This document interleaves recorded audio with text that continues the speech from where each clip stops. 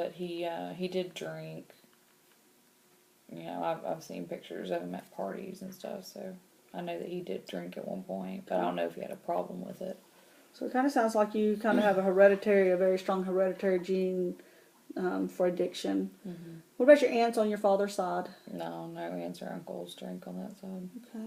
Do you have any siblings? No, not blood siblings. Okay.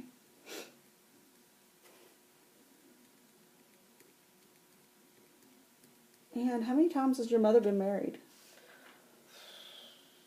3 times. 3 times. And how many times was your father married, do you know? Once. 1 time? And that was to your mother? Mm-hmm. Okay. Do you feel like your mom remarrying and having those different men in and out of your life affected you? Mm-hmm.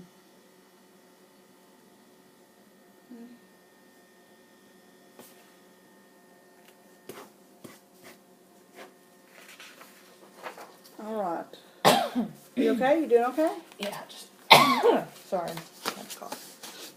All right. And are you currently married? No. Have you ever been married? No. And are you satisfied with this? Yeah. Okay. Do you have any children? No. No. Right. And your usual living arrangements for the last 3 years, with a sexual partner and children, with sexual partners alone, with children alone, with parents, roommates. with roommates, so with friends. Yeah. Okay, but are y'all sexual partners? No. Okay.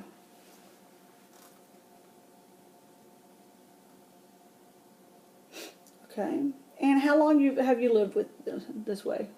I mean, I've jumped around from house to house, but I mean, I've been living where I've been living now for almost a year. Okay. Are you satisfied with these arrangements? I guess. I mean, I can never stay in one place for too long. Okay. So you're constantly feeling like you're on the move? Mm-hmm. Okay. And do you currently live with anyone who currently has an alcohol problem? Yes. Okay.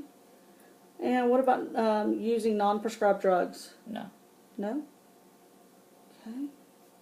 So how do you plan on becoming sober from alcohol if you continue to live in an environment where it's there?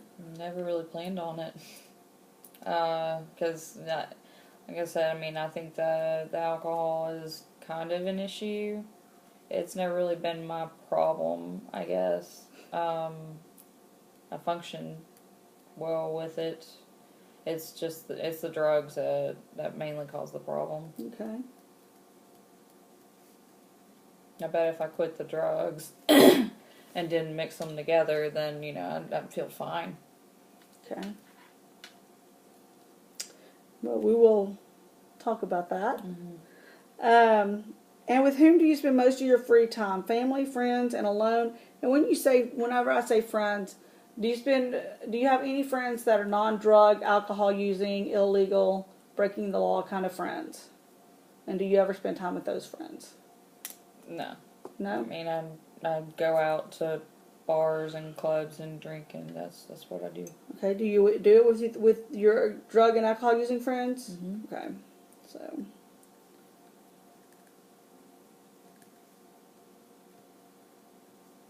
Sounds like we need to kind of work on building your personal strength up and getting you a good, strong support network of sober people.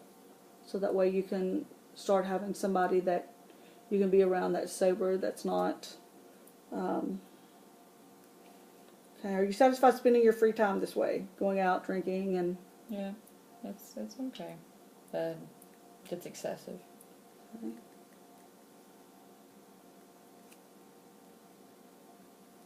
How many close friends do you have? People that you can count on that don't use drugs or...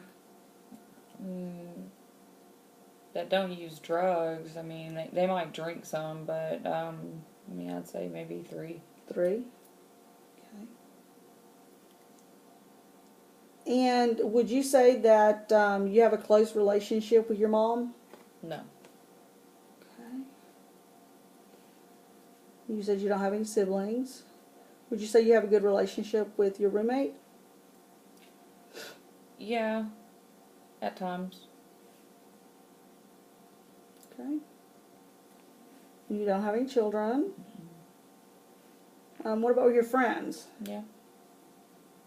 What about your non-drug using friends? Don't really have any. So you don't have a sober support network? No. Okay.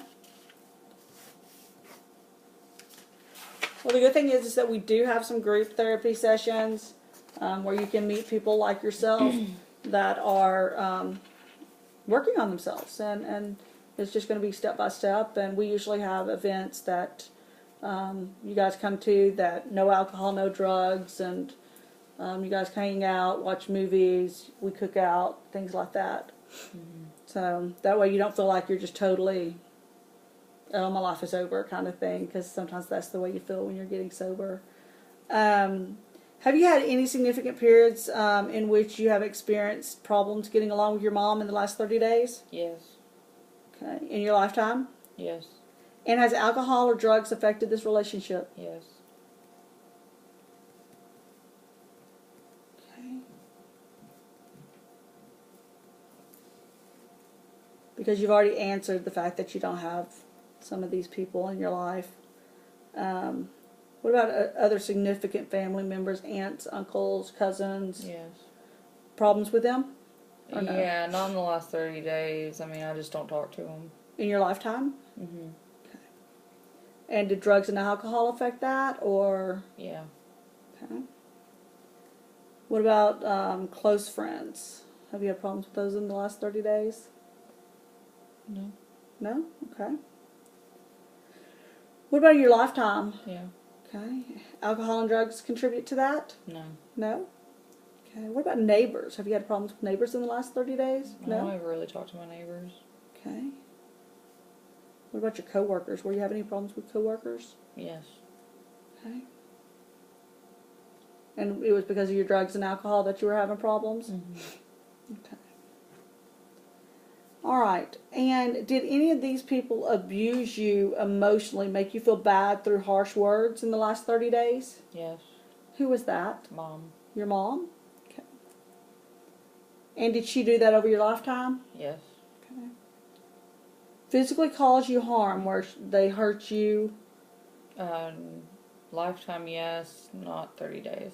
Okay. And who was that physically harmed you? Mom and ex-boyfriends.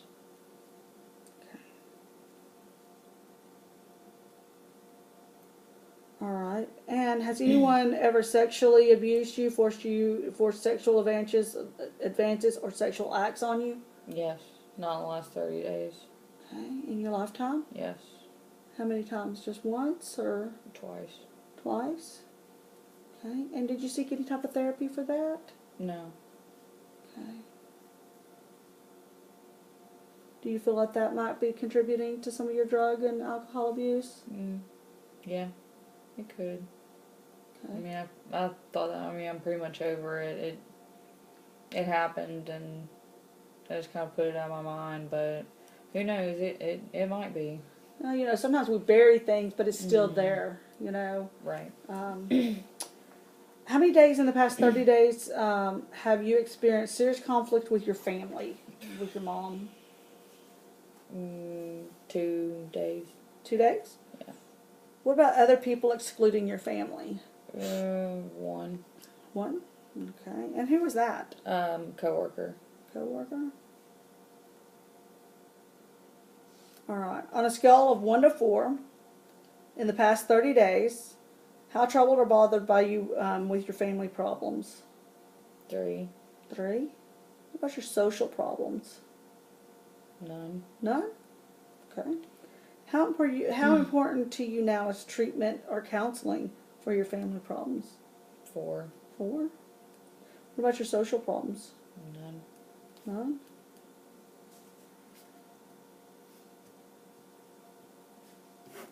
Okay. You're almost done. Alright, just going to talk about your psychiatric status. Okay. Okay, and I know earlier that you mentioned that you went to a therapist, Mm-hmm. and that was on an outpatient basis. And do you remember how many times that you went? I was going for probably like once a week for about 6 months. Once a week for 6 months, Maybe so like that's 20, 24. about 20 times. So about 20 visits.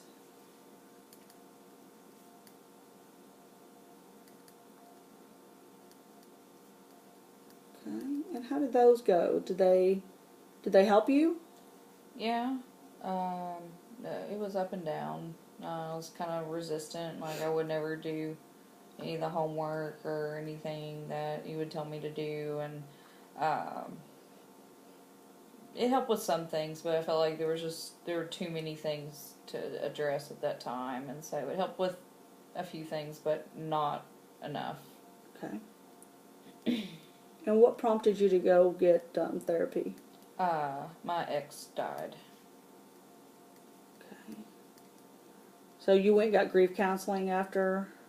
Yeah, it started off being grief counseling, and then then that's why I mean, like, it helped with that, but then they kept me in for other things, and so it helped with, a couple little things, but not a lot.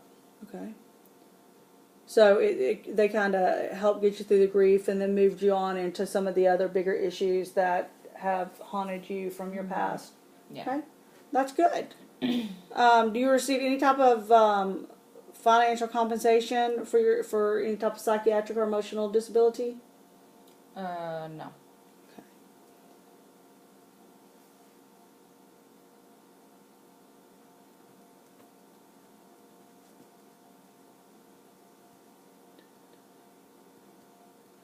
Okay. And have you had a significant period that was not a direct result of drug or alcohol use in which, in the last 30 days, you experienced serious depression, sadness, hopelessness, loss of interest, or difficulty with daily functioning in the last 30 days? Yeah, I have bipolar disorder, so, I mean, it comes and goes. And do you take medication for that? No. Or have you been managing it by self-medicating? I guess so. Okay. Okay. And a lot of time. And experienced any type of serious anxiety, tension, uptight, unreasonably worried? Mm-hmm. Yeah. Okay. In the last 30 days? Yeah. All right. Have you experienced hallucinations not contributed to drug use, where you see or hear things that are not really there? Yeah, but not in the last 30 days. Okay. And do you remember how old you were when you experienced that? It was about 4 years ago. It was whenever, like, when the bipolar really started kind of, I guess, onset. It started setting in, and I don't know, I just see, like, vivid images and hear strange sounds and voices, and so they diagnosed me with bipolar 2 with psychosis. Okay.